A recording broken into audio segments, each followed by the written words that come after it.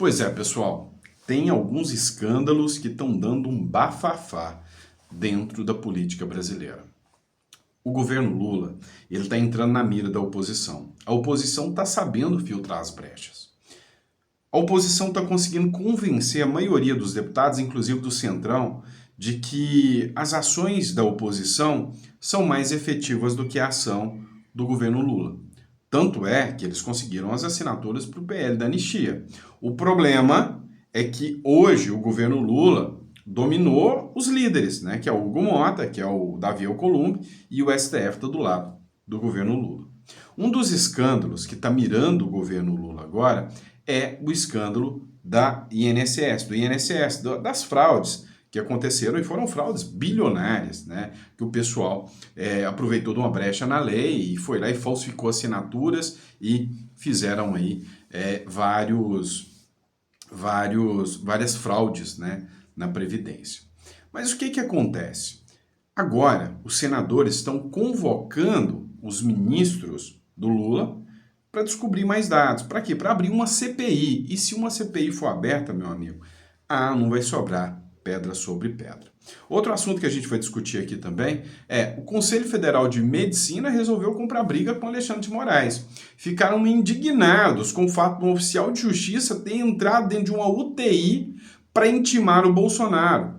Eles ficaram indignados e se a moda pega, né, outros pacientes podem entrar em risco, porque a unidade de terapia intensiva é um lugar de uso controlado, não é qualquer um que pode ir lá entrando. Então, eles soltaram uma nota aqui contra o ministro Alexandre de Moraes. E ainda, falando do Alexandre de Moraes, teve uma matéria do Tássio Lohan, do jornal Metrópolis, onde o Alexandre de Moraes chegou a reduzir as penas de um condenado. Vamos entender como isso aconteceu e o porquê aconteceu, né?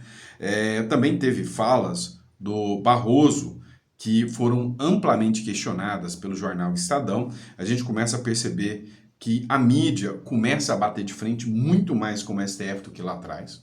Lá atrás era raro você pegar uma matéria, seja do Globo, da Folha de São Paulo ou de qualquer um desses, criticando o STF, era a exceção da regra, né? Hoje é a regra.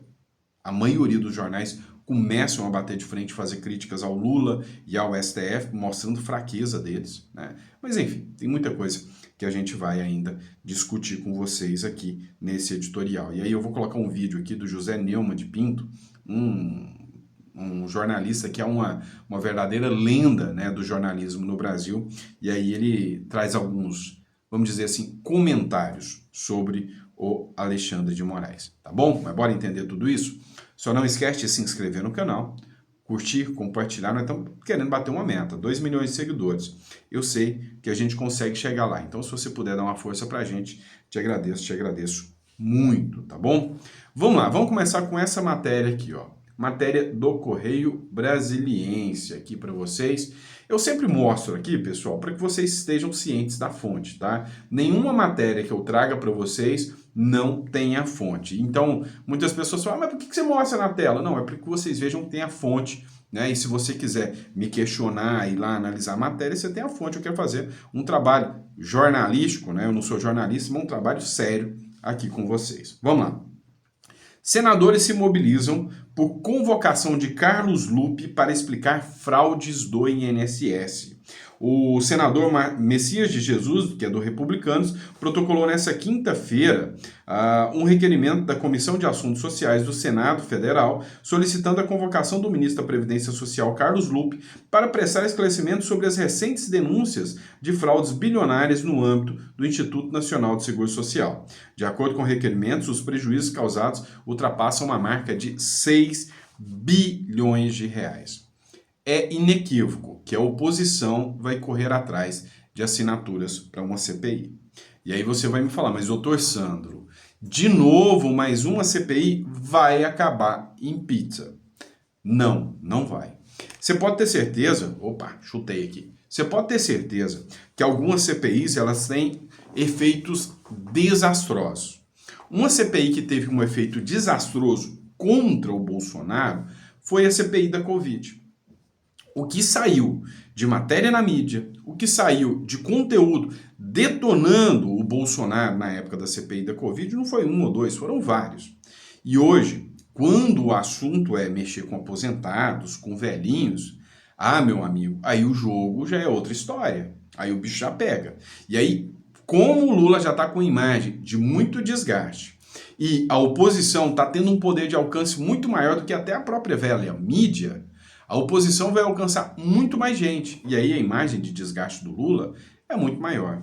Imagina só, a expectativa ou o temor, né, do pessoal do PT é que essa fraude do INSS pode se tornar o próximo escândalo do Pix. Lembra do vídeo do Nicolas de 300 milhões de visualizações? Imagina um vídeo do Nicolas explicando todo o sistema de corrupção no INSS, batendo 300 milhões de visualizações e pegando, né, porque a pecha de governo corrupto já paira sobre a cabeça do Lula. Agora imagina isso sendo amplamente divulgado, questionado em jornais internacionais. Ou seja, se abrirem uma CPI, o resultado vai ser diferente. Não pode ter certeza que dessa vez o governo Lula nem tem maioria, mas nem tem aqueles bilhões em emendas para segurar o pessoal, como aconteceu na CPI do 8 de janeiro. Que eu sei que a maior mágoa que você tem em relação à CPI é a do 8 de janeiro. Mas não se confunda, tá? Não se confunda. Se estoura hoje uma CPI, o governo Lula não tem maioria e o escândalo é maior. Por quê? Porque as vítimas agora são hipossuficientes, são aposentados, são pessoas com deficiência. Eu mesmo militei muito tempo fazendo vídeos e dando ideias legislativas, dando ideia de como poderiam ser feitos pautas para ajudar os aposentados. Inclusive, com o delegado Antônio Furtado, eu apresentei, né, uma ideia para ele. É igual eu faço aqui, eu dou ideia da PEC da Pauta Popular, eu dou ideia aqui e falo para o pessoal e às vezes eu mando e-mail para eles, pedindo para eles fazerem. E aí, né, eu até participei de uma audiência pública com o delegado Antônio Furtado, onde a gente queria aumentar a pena para 8 anos de prisão para quem efetuasse descontos indevidos, né, equiparando ao estelionato para quem efetuasse descontos indevidos dos aposentados, né? Mas olha só, isso aqui vai pegar muito. Veja só essa matéria da Folha de São Paulo, tá? Diz o seguinte: confederações sindicais investigadas pela PF têm conexões com partidos políticos e com o próprio governo. As entidades sindicais investigadas pela Polícia Federal e pela Controladoria Geral da União por descontos não autorizados de benefício do INSS têm conexões políticas com partidos como PT, PDT, PSB e MDB. O presidente da CONTAG, que é a Confederação Nacional dos Trabalhadores na Agricultura, é Aristides Veras dos Santos, irmão do deputado federal Carlos Veras, que é do PT de Pernambuco. A CONTAG é a entidade que mais recebe recursos de descontos em benefícios do INSS. E aí, lembrando também que teve, né, um caso em que um dos diretores era irmão do Lula, né? Então, assim, vai dar muito pano para manga, vai dar muita repercussão. Pessoal, vocês falam que o ministro Alexandre de Moraes não é benevolente, né? Aí eu vou mostrar para vocês o contrário. Olha só isso aqui. Moraes reduziu uma pena de condenado. Olha só, então quer dizer que ele reduziu uma pena de um condenado do 8 de janeiro? Não, foi de um cara por tráfico mesmo, tá? Mas para o Moraes, 8 de janeiro é pior do que tráfico, tá? Ó, o ministro do Supremo Tribunal Federal, Alexandre de Moraes, afrouxou em 2/3 a pena de um homem condenado por tráfico de drogas. Ele foi preso com 12,3 gramas de maconha. Na decisão monocrática, os 6 anos e 9 meses. Então, hoje, se você for traficante, você pega 6 anos e 9 meses. Se você for pichador de batom, é 14 anos. Essa é a lógica, tá? Mas melhor, os 2 anos, os 6 anos e 9 meses e 20 dias de reclusão foram diminuídos para 2 anos e 3 meses. E aí, pena em regime aberto, né? Abre aspas, fala do Alexandre de Moraes. Nesse contexto, não vislumbro quadro apto a afastar a minorante do tráfico privilegiado. A quantidade de droga apreendida não se mostra excessiva, de modo que melhor se amolda ao caso a conclusão pela aplicação da causa especial de redução de pena, né, cujo dispositivo é voltado a hipóteses como o presente, que retratavam quadro de traficante eventual ou de menor gravidade. Resumo da ópera. Se o traficante vende de pouquinho em pouquinho, tá tudo bem, né? Nem preso. Cara, o nome é sugestivo demais do crime. Tráfico privilegiado. Como eles são privilegiados, né? Como, infelizmente, eles são privilegiados. E aí, o STF está começando a receber críticas de todos os lados. Como, por exemplo, olha só, matéria do Estadão aqui para vocês, tá? O Estadão. O STF que o Barroso não quer ver. Em nota repleta de falácias, o presidente do STF rebate o The Economist e disse apenas o óbvio, que na atual toada, a corte corre o risco de perder ainda mais credibilidade. Abre aspas para o trecho do Estadão. Barroso afirma que os acusados pelos atentados de 8 de janeiro estão sendo processados conforme o devido processo legal. Mas, para começar, essas pessoas, incluindo o ex-presidente Bolsonaro, nem sequer deveriam estar sendo julgados pelo STF. A revista criticou corretamente a derrubada arbitrária de contas de bolsonaristas na rede social X por parte do ministro Moraes, o que, obviamente, configura censura. Olha, o Estadão falando a verdade mais estarrecedora sobre o que está acontecendo. Censura, violações, falta do devido processo legal, falta de questões básicas, né? Básicas, como a observância da competência, né? Nem Bolsonaro deveria ser julgado pelo STF. E aqui é o Estadão que está batendo em cima. O José Neumann de Pinto, que é um jurista, um jornalista muito antigo, muito renomado, ele resolveu, né, fazer algumas críticas aqui em relação ao ministro Alexandre de Moraes.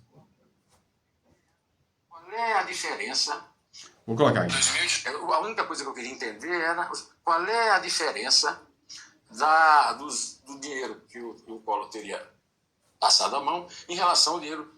O tesoureiro do PT, que foi figura tão famosa no tempo da Lava Jato, né? O próprio Lula foi preso, mantido preso na Polícia Federal em Curitiba. Então, não estou aqui defendendo o Fernando Collor, não vou defender o Fernando Collor, mas eu queria saber por que a Lava Jato valeu para ele e não valeu para os outros. E está extinta. Se fosse explicado, isso não foi explicado. Além do mais, o momento, né, que está ocorrendo, que é esse escândalo dos 9 bilhões roubados dos pobres aposentados, e que vocês sabem que esse pessoal de comunicação, os companheiros da comunicação, são mestres nessa coisa de apagar fogo com fogo, né? Jogar uma coisa quente no noticiário para tirar o escândalo anterior. Né? Cortina de fumaça. Bom, eu não estou acusando, eu estou só aqui tratando um pouco de encontrar alguma explicação racional para o fato de que um vai, mas o outro não vai. Que a Lava Jato foi criminosa, acusou injustamente, o mundo todo está reclamando isso, que o Sérgio Moro foi demitido do Ministério da Justiça do Bolsonaro, mas ninguém me explica por quê. Por que agora voltou a Lava Jato a ter importância e a condenar um ex-presidente da República. Eu vou ficando por aqui, direto ao assunto. A única coisa que eu queria entender era... E é isso, né? Ou seja, não dá para entender, né, a justiça como ela vem atuando. O Conselho Federal de Medicina fez uma dura crítica, uma nota crítica contra a decisão do ministro Alexandre de Moraes de mandar o oficial de justiça entrar dentro da UTI. Ele teme que se essa moda pega, a saúde das pessoas é colocada em risco, em detrimento até de uma briga, de uma disputa política aí. Olha só, uma matéria da Jovem Pan que trata especificamente da crítica, né, do Conselho Federal de Medicina contra, inclusive, o ministro Alexandre de Moraes. A intimação do ex-presidente Jair Bolsonaro, enquanto ainda está internado em uma UTI em Brasília, levantou alertas entre entidades médicas. O Conselho Federal de Medicina considerou a ação uma violação das normas que regulamentam o acesso a unidades de terapia intensiva e defende que casos como esse sejam apurados pelos conselhos regionais. A decisão de intimá-lo foi tomada pelo ministro Alexandre de Moraes, do Supremo Tribunal Federal, depois que Bolsonaro participou de uma transmissão ao vivo nas redes sociais, direto do leito de hospital. Para o Supremo, a live demonstrou que o ex-presidente tinha condições de receber e assinar a notificação judicial. O ato, tratado como excepcional, despertou críticas e um alerta do Conselho Federal de Medicina. Em nota, o Conselho Federal de Medicina reafirmou que o acesso a UTIs é restrito e regulamentado por normas técnicas, que têm como objetivo garantir a estabilidade clínica e a segurança dos pacientes. A entidade destacou que as regras devem ser cumpridas sem exceções, inclusive por agentes públicos e mesmo em casos envolvendo decisões judiciais. Entre os critérios exigidos estão autorização prévia da equipe médica, visitas agendadas e com horário restrito, limitação de pessoas por leito, uso de equipamentos de proteção individual e o cumprimento rigoroso dos protocolos sanitários. O Conselho Federal de Medicina defende que episódios de descumprimento das regras sejam investigados pelos conselhos regionais, já que colocam em risco a vida de pacientes gravemente enfermos. Segundo a entidade, qualquer infração configura uma violação grave da rotina assistencial.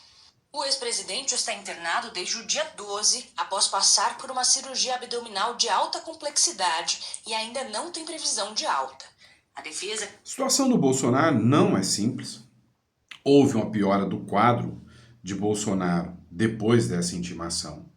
Vários jornais, inclusive internacionais, questionaram, né, essa questão do Bolsonaro ter piorado depois da decisão do Alexandre de Moraes.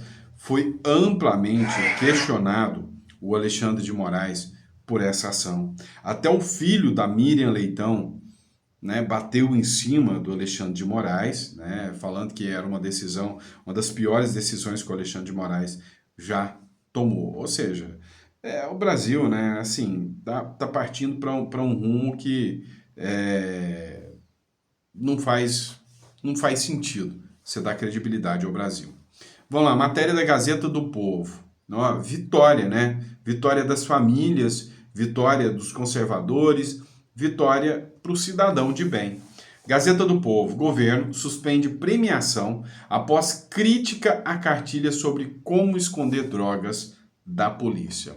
Não, o governo Lula queria premiar uma cartilha que ensinava os jovens a usar drogas, ensinava os jovens a como esconder da polícia e a como se livrar da polícia para o uso de drogas. A cartilha, batizada como, abre aspas, deu ruim, fica frio, ou seja, se a polícia te pegou, fica tranquilo, vou te ensinar como agir para você não ser preso, né? Talvez até recorrer ao STF e ter a pena reduzida. O que fazer se você estiver com droga e for abordado pela polícia? Chegou a ser indicada na lista de projetos habilitados para concorrer ao prêmio de R$50 mil. Então o governo queria dar R$50 mil de prêmio para alguém que fez uma cartilha ensinando o seu filho a usar drogas. E aí, o que você acha disso, né? O que você acha dessa história toda, né? Não faz o menor sentido, né? Vamos lá. Vamos falar ainda sobre a questão da Previdência. O Guilherme Todeschini, ele publicou aqui um gráfico. Não sei se vocês conseguem ver, eu vou colocar mais próximo aqui. Você está vendo esse pico aqui? Esse em vermelho? É onde começou o governo Lula, né? Começou o governo Lula. Fim da contribuição sindical. Os sindicatos começaram a roubar 2022. Sindicatos declararam apoio Lula em 2023. Lula nomeia presidente do INSS em 2024. Explora um esquema de corrupção em 2025. Operação deflagra as prisões. Vice-presidente de um dos sindicatos é irmão de Lula. A seta indica o momento em que Lula vira presidente. Quem sabe, né? Dessa forma, desenhando, fica mais fácil de vocês entenderem. Então, esse ponto aí da seta é onde o Lula vira presidente. E aí, isso aí são os roubos, né, os furtos contra os aposentados. E aí, né, onde começa o escândalo todo aí, né, onde começa toda a baderna aí, tá bom? De furto com os aposentados. E aí tem aqui também uma matéria do Poder 360, que fica mais fácil ainda. 64% da possível fraude no INSS foram em 2 anos de governo Lula. Ou seja, desde a época do governo Dilma, vocês podem ver aqui, ó, começa na primeira setinha com a Dilma, depois com o Temer, depois com o Bolsonaro e depois com a gestão Lula, tá? E depois com a gestão Lula. As fraudes na Previdência no governo Dilma foram 413 milhões, no governo Temer foram 604 milhões, ou seja, aumentando gradativamente. No governo Bolsonaro aumentou um pouco também, foi para 706 milhões, mas assim, de 604 para 706, um aumento, mas assim, dentro do espectro não tão significativo quanto de 2022, no final de 2022, para até agora o governo Lula, que pulou de 700 milhões para 2,8 bilhões de reais. As fraudes aqui, né? Então, assim, o gráfico chega a ser assustador, publicado pelo Poder 360. E aí fica só mais estranho, né? Dentro do INSS também, um novo escândalo de venezuelanos, mais de 16 milhões no BPC de venezuelanos que vinham para o Brasil e estavam recebendo benefício aqui. Olha só o trecho da matéria aqui. Mandados de busca e apreensão estão sendo cumpridos em Boa Vista e Pacaraima. Lembrando, Pacaraima é a principal porta de entrada de quem está fugindo do regime de Nicolás Maduro. A maioria dos endereços, gente, alvo da PF, hoje é de escritórios de advocacia. Entre os suspeitos está também um delegado civil aposentado.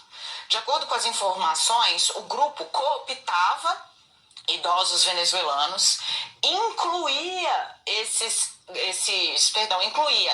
idosos no cadastro do BPC para poder ter acesso ao benefício usando documentos falsos. Depois, o que acontecia? Os beneficiários voltavam para a Venezuela, mas continuavam recebendo dinheiro do Brasil ilegalmente. A Justiça ainda determinou o bloqueio de 16 milhões de reais em bens dos investigados, que podem responder pelos crimes de estelionato majorado e associação criminosa. E aí, Leilane, quando falam que tem que fazer pente fino nesses cadastros, muita gente usa isso para poder fazer desinformação. Mas tá aí o motivo. A associação criminosa, segundo a Polícia Federal, recrutava idosos venezuelanos, mandava esse pessoal de volta para a Venezuela e ficava embolsando o dinheiro do Brasil sem nem sequer estar aqui. Ah, é Brasil. Brasil, né? Não tem como você levar a sério, tá bom? Pessoal, obrigado pela confiança e pela credibilidade de vocês, tá? Daqui a pouco a gente volta com mais um editorial para vocês, tá? Ou então amanhã de manhã, ou então segunda-feira, né? Não importa, eu vou tentar sempre estar trazendo maior conteúdo, mas vou fazer o possível para trazer mais um hoje e ainda 3 amanhã para vocês, tá bom? Abraço, fiquem com Deus e até o próximo editorial.